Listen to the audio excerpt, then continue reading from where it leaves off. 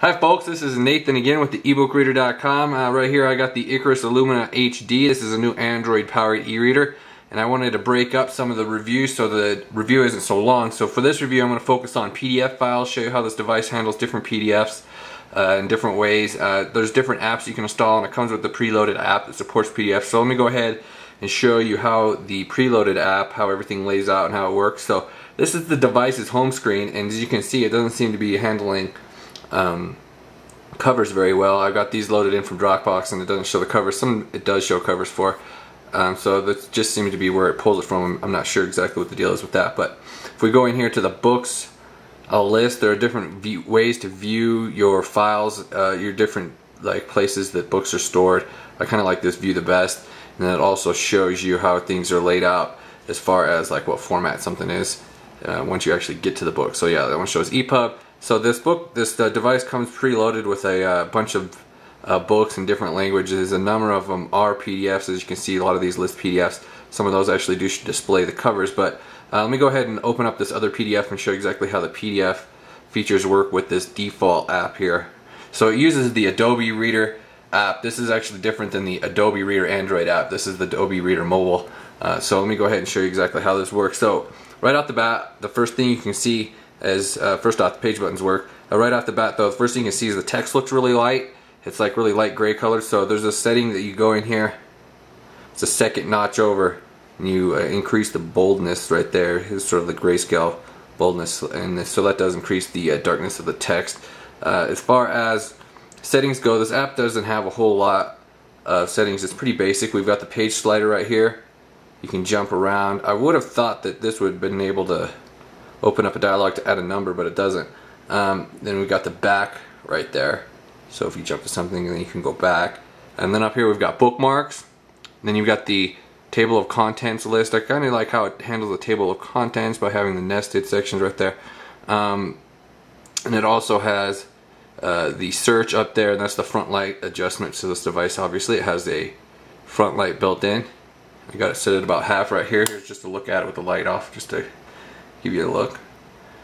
The front light is highly adjustable. It goes really dim, really light. So let me go ahead and turn the light back on so we can see this a little bit better on the screen here. So let me go ahead and talk about the zooming options. Let me go ahead and put it on a page with some icons on it like this. Let's go ahead and talk about the zooming options over here. If we hit this tab, we've got these view settings. So it's only got a few different options here really. This default app, it's pretty basic. You've got the fit to screen and you've got fit to width. And then there's also the clip margin features. The auto clip works pretty good actually, because clips it to the edges mostly. The manual, I was toying with this, and it's a lot like it is on the Onyx reader. You just pull the edges here, and it actually works better than it did on the Onyx's reader. But I've noticed that sometimes it's not exactly accurate. So right there, the line, it's showing we have space between the words. Usually when I do that, yeah, it does. Actually it did fine that time, but sometimes it cuts it off, so it's not always exactly accurate where the line is. So yeah, that time it actually didn't cut it off. But so the different variations of the zoom level you can use with the manual if you want to get in really large. That's pretty much the only way to zoom in, because there is no pinch zooming on this app, which is weird because I could have sworn it worked once before, but I think that must have been the original app. This device initially had a different PDF app. I might talk about that a little later.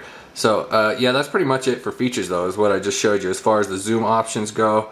So it doesn't have a whole lot of zoom settings as far as the custom zooms. You don't have the pinch zooming like you do on a lot of the apps, and it doesn't really invoke the partial refresh or anything like that would make it work really well. The only really other option we have down here is the option to turn the progress bar to mini, but I didn't talk about reflow. You do have the option to reflow in this app, so you can view it with larger font size just in the reflow manner. Actually, it's not reflowing right now. I don't know what the deal is. Let me go ahead and back on out of here.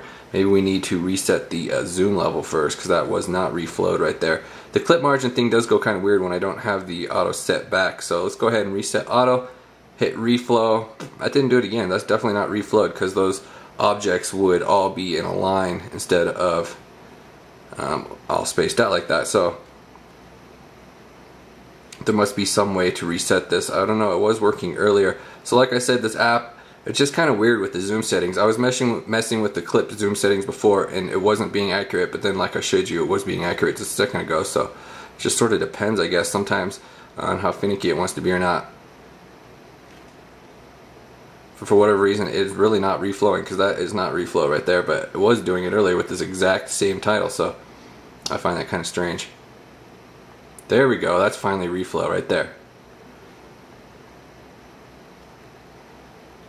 Had some sort of like delayed reflow.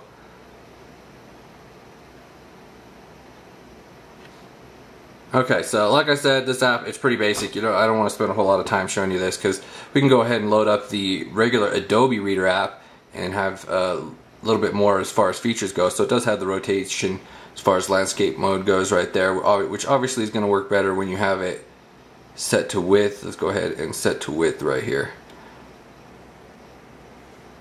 Yeah, if we have it set to width, then that is obviously going to lay out the PDF quite a bit better as far as landscape mode goes. There we go, and then it just scrolls it down when you use the page buttons or when you touch the screen. Let's go ahead and see if that link worked right there. Ooh, it did, nice. Alright, so let's back out of here.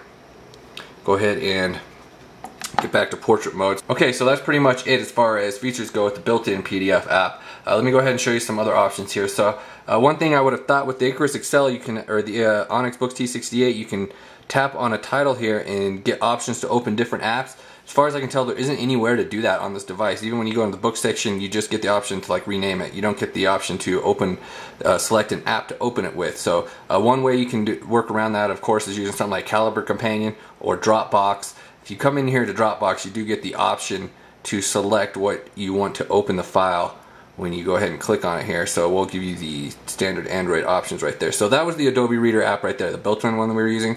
Also has this P-Reader one. I tried that one initially before the update.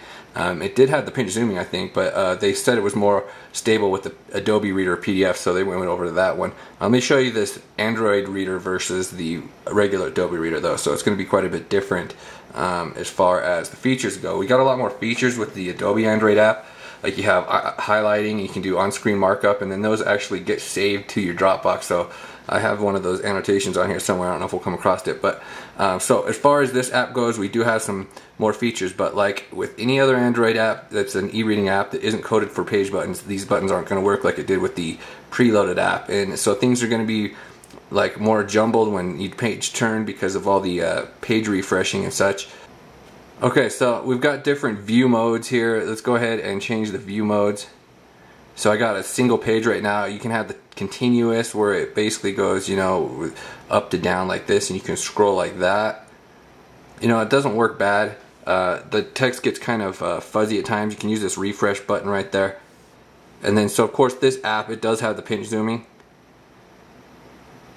Has all the standard, you know, Android features. And if we select on a word, you get these options to add freehand notes, text notes, and you can add your signature to the PDFs, of course, too, because this is the Adobe PDF app. So if we tap on here, we get the options to bring up settings with the different view modes and whatnot. Like you got your search, bookmarks, and you can add on-screen annotations right there. With the different view modes, I kind of like this scrolling mode, the single page mode. It kind of works okay too, though. Scrolling's a little bit more fuzzy, but it's like less scrolling because you just tap the screen to turn pages. Then of course there is the text reflow. See, this is going to work a lot better than it did on the other one because it works right away instead of taking forever. Oh yeah, you double tap to zoom in, not pinch, so we can just double tap zoom in. Increase the text size right there.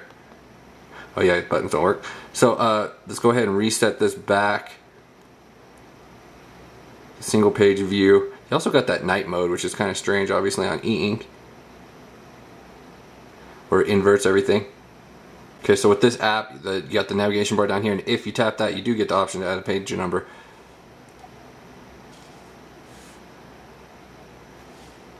So in some ways, this app definitely does work better than the built-in app. It just has, you know, it's just not optimized for e-ink, so obviously the page buttons don't work.